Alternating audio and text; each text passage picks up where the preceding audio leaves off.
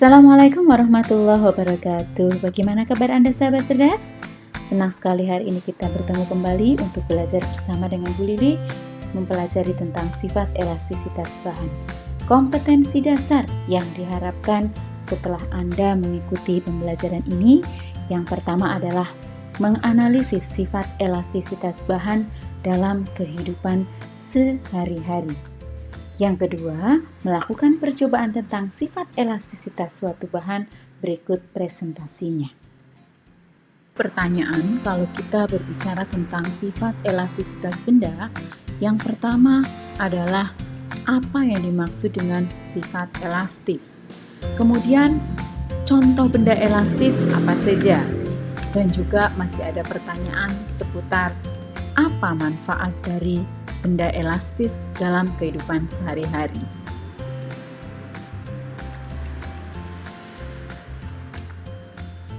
Benda elastis menjadi sebuah pertanyaan. Apa sih sebenarnya definisinya? Kita ambil contoh spons pencuci piring. Di rumah Anda pasti ada ya? Kalau kita tekan pada salah satu bagian, apa yang terjadi? Seperti yang Anda lihat, ternyata spons akan berubah bentuknya. Lalu, jika gaya tekan yang kita berikan kita hilangkan, apa yang terjadi? Ternyata spons kembali ke bentuk semula. Ini adalah sifat benda elastis.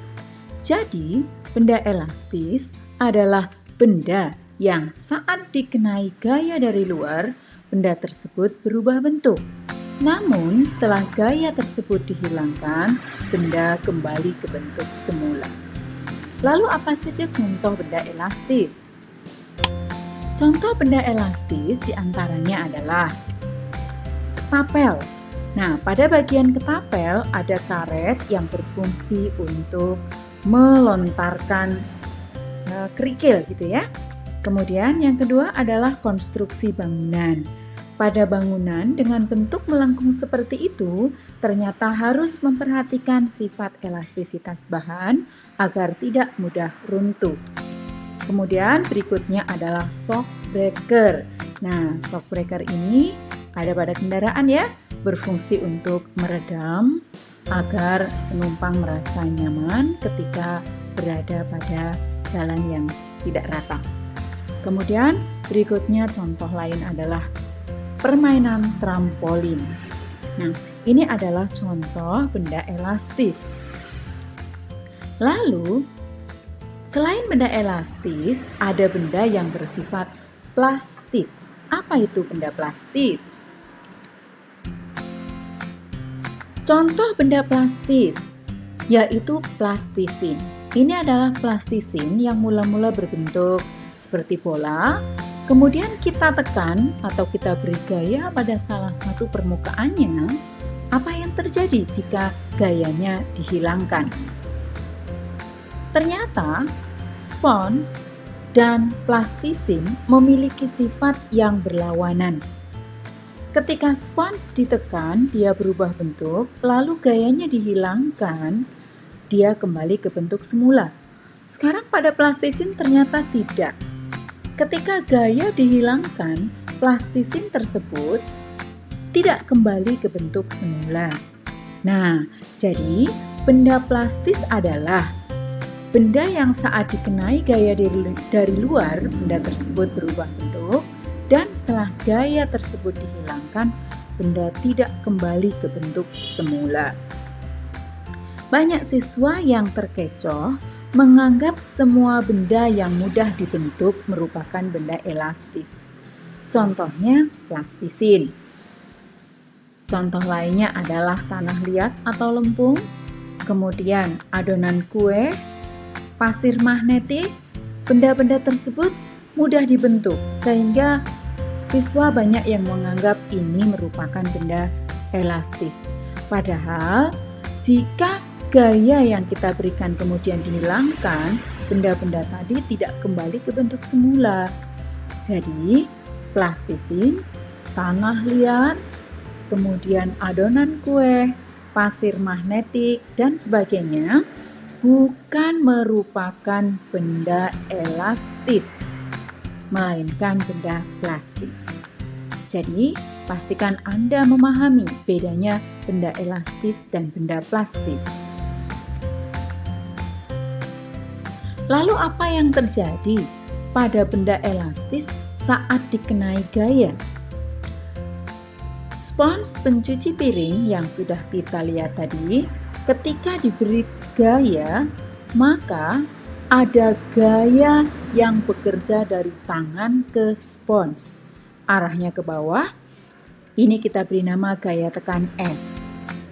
Lalu, sesuai dengan hukum 3 Newton, ada pasangan gaya aksi reaksi. Ketika ada gaya tekan dari tangan ke spons, maka spons akan memberikan reaksi berupa gaya yang arahnya berlawanan dengan gaya tekan, namun besarnya sama. Maka ada gaya yang arahnya ke atas, ini kemudian kita beri nama gaya pemulih. Gaya pemulih inilah yang menyebabkan benda elastis akan kembali ke bentuk semula setelah gaya yang dari luar dihilangkan. Berapa besar gaya pemulihnya? Gaya pemulih Fv besarnya sama dengan gaya tekan F, namun bertanda negatif karena arahnya berlawanan. Sekarang perhatikan grafik hubungan antara gaya dan pertambahan panjang benda elastis. Titik B adalah titik batas linearitas. Jadi, kalau kita punya sebuah benda elastis, pada fase A sampai dengan B, dia memiliki sifat elastis sempurna. Artinya, hubungan antara gaya dan pertambahan panjang linier. Jadi, jika pertambahan gayanya sama besar, maka pertambahan panjangnya juga sama besar. Nah, jadi dari fase A sampai B, gaya dan pertambahan panjang bersifat linier. Kemudian, jika benda elastis tadi diberi gaya terus-menerus, setelah melewati batas linearitasnya, maka sampai di titik C adalah batas elastisitas. Artinya, kalau benda elastis ditarik dengan gaya, maka pada fase B sampai C, benda akan bertambah panjang. Namun, pertambahan besar gaya tidak akan linier dengan pertambahan panjangnya. Nah, maka dari A sampai C kita sebut sebagai daerah elastis. Jika ada benda elastis yang kita beri gaya sudah melebihi batas elastisitasnya, gayanya terus ditambahkan sampai di titik D.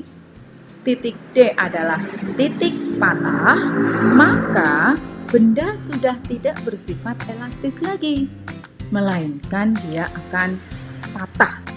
Jika patah, sudah tidak akan kembali ke bentuk semula. Maka, daerah dari C sampai D kita beri nama daerah plastis.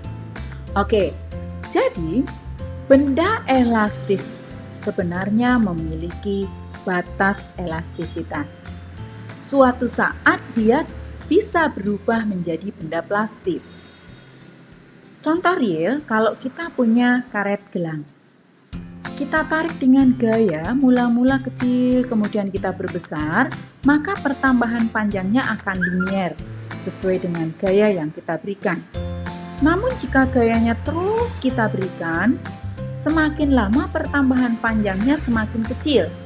Nah, kalau kita berikan gaya terus-menerus, akhirnya benda tersebut tidak elastis lagi. Apa yang terjadi? Karet gelang tadi patah.